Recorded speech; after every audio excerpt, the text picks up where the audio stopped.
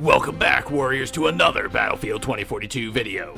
I'm your commanding officer, Major Doodleman149, and in today's briefing I'll be covering all the new additions we received with the launch of the Season 1 update on June 9th. This update was preceded by a no downtime update that I will briefly cover as well. Let's not waste any time, recruits, let's get right into this. First thing we need to address is the deployment of Update 1.0 on June 7th. This update required no downtime with our suits, so there was no waiting to deploy to the battlefields while this rolled out. Not that there was anyone who would be waiting to deploy anyway. See my previous briefing on that for more info. This update brought with it a very small number of actual battlefield changes, which included smoother movement, removal of Sundance's EMP grenade option from her utility belt, an increase in the number of light vehicles available to us on each front, and an upgrade to our munitions as targets are easier to hit now. Other than these changes, the brass listed hundreds of small, unimportant changes that they felt needed to be addressed. After scanning through this list, nothing they fixed was a game changer on the battlefield, so I could give a fuck less. Now, with the launch of the Season 1 phase of this operation, codenamed 0 Hour, we are able to deploy to a new front in a stretch of the Canadian mountains that the brass is naming Exposure. This map is far different from the other fronts we've been fighting on in Asia. For one, there's actual vegetation and verticality on this front. There is, of course, a central man-made structure to fight over, but it's refreshing to see a change of scenery when my eyes have gotten so used to the bland, open expanses of dirt that our soldiers have been slaughtered on. This operation also attracted the attention of a new specialist, as if we needed more of those yahoos running around. This specialist, Yulina List, seems to focus on anti-vehicle capabilities, as she's able to spot damaged hostile armor through structures, and comes equipped with a TV missile launcher, essentially. Glad to see the brass thinks they're being innovative by just introducing weapons from conflicts past. Great work, guys, nothing like fresh new ideas. We've also gained access to 2 new weapons of war for our foot soldiers. We first have the Ghostmaker R10 crossbow, which is exactly as fucking stupid as it sounds. Described as quiet and deadly, it's exactly what every modern military needs in its arsenal. Another stupid fucking crossbow. Other than that, we have access to a new DMR, the BSVM marksman rifle, which is touted to be basically good at every range, but only time will tell on that front.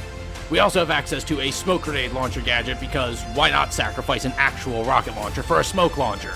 It's not like we're already capable of bringing throwable smoke grenades to the battle along with a variety of underbarrel smoke launchers. What a stupid fucking addition to our arsenal.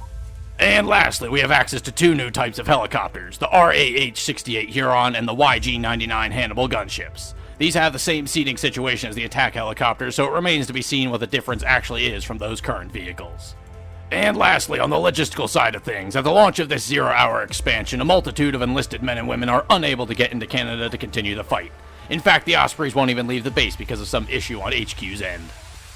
So, soldiers, what do I, an experienced battlefield veteran, think of this new phase of the operation? Update 1.0 was underwhelming and only served to give us better ammunition and larger vehicle access while nerfing Sundance.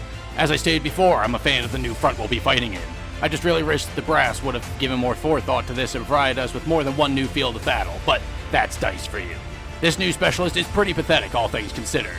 Her specialty is quite literally on par with a half-decent rocket shot from any other specialist. Very little makes her special. As stated before, the crossbow can go fuck itself. The new DMR will be interesting to get a deeper dive into with the quartermaster, and the smoke grenade launcher can, just as with the crossbow, go fuck itself. I'm glad we'll be getting more casual vehicles available on the field for easy transport, and the new choppers are interesting at least. Overall, for a new phase of this operation that took 7 months to implement, this was mediocre at best and subpar almost everywhere else. Not to mention that from the get-go, the few soldiers that you do have left were unable to deploy to any front once this operational expansion was implemented. Congrats, HQ, you fucked it up. And that is all, Warriors. That concludes my coverage of the newest phase of this operation. Overall, this 7-month wait for this new expansion in this conflict was underwhelming. The new front is nice and the small quality of life improvements are appreciated, but in terms of actual solid new additions to this conflict, HQ is sorely lacking.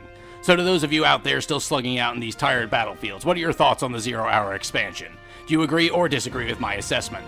If you felt your CO did an adequate job today in this briefing, then be sure to leave me a like, super thanks, or subscription to show the brass at HQ that I could do with a larger audience. So I've been your CO, Major Doodleman149, and until next time, you are all dismissed!